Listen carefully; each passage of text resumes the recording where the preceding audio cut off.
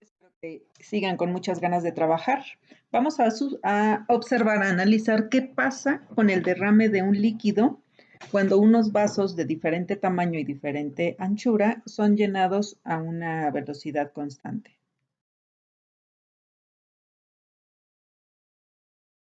Observa las siguientes imágenes de vasos.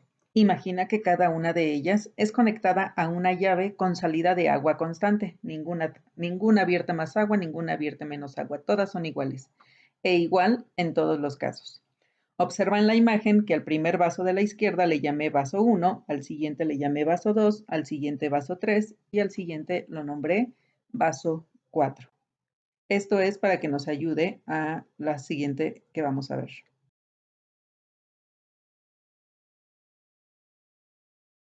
¿Qué va a suceder con cada uno de los vasos con respecto al tiempo y su llenado?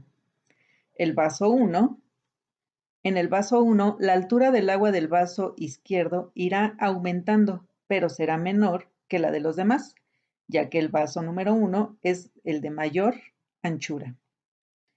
En el vaso número 2, la altura del agua del vaso aumentará mucho más rápido que la de los otros tres. ¿Esto a qué se debe?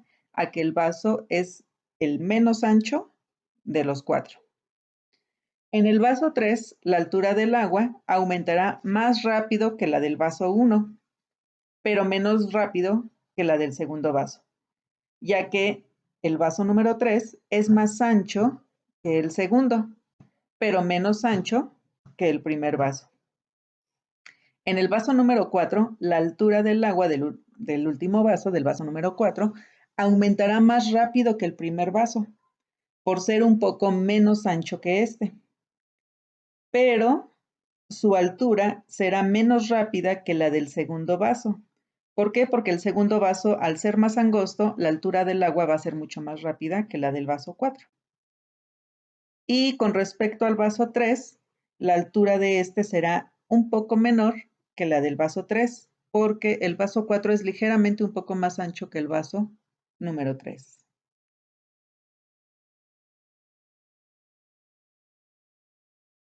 Los vasos se siguen llenando a una velocidad constante. ¿Qué va a suceder con el agua después de un cierto tiempo? Las preguntas son, ¿qué vaso derramará primero el líquido? ¿Cuál será el segundo vaso? ¿Cuál será el tercero? Podríamos agregarle cuál va a ser el último vaso. Y la pregunta clave es, ¿qué me determina el derrame del líquido?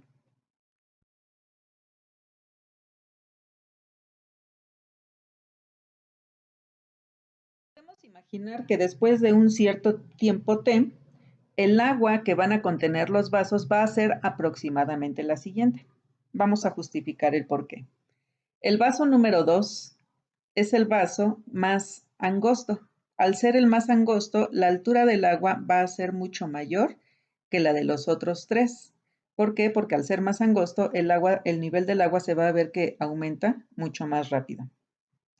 El vaso número 3 es un poco más angosto que el segundo. Por lo tanto, su altura va a ser un poco menor que la del segundo vaso, por ser un poco más ancho.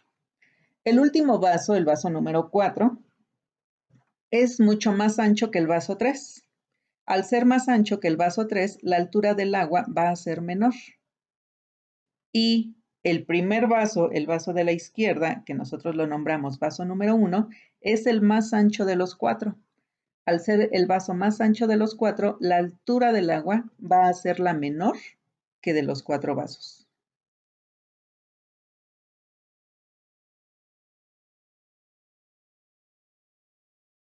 Podemos generar como conclusión de esta actividad que hicimos. Podemos decir que al observar los vasos, el primero en derramar el agua está determinado por la altura del mismo y por su anchura, no solamente por la altura y anchura. El segundo, el tercero y el cuarto vaso también están determinados por la misma situación. Eso lo explicamos en la diapositiva anterior, en el ejemplo del llenado del agua. La pregunta es, ¿qué me determina el derrame del agua? El derrame del agua está determinado por el límite que tiene cada vaso con respecto a su capacidad. Mientras menor es la capacidad del vaso, más rápido se va a llenar y al llenarse más rápido va a comenzar a derramar el agua.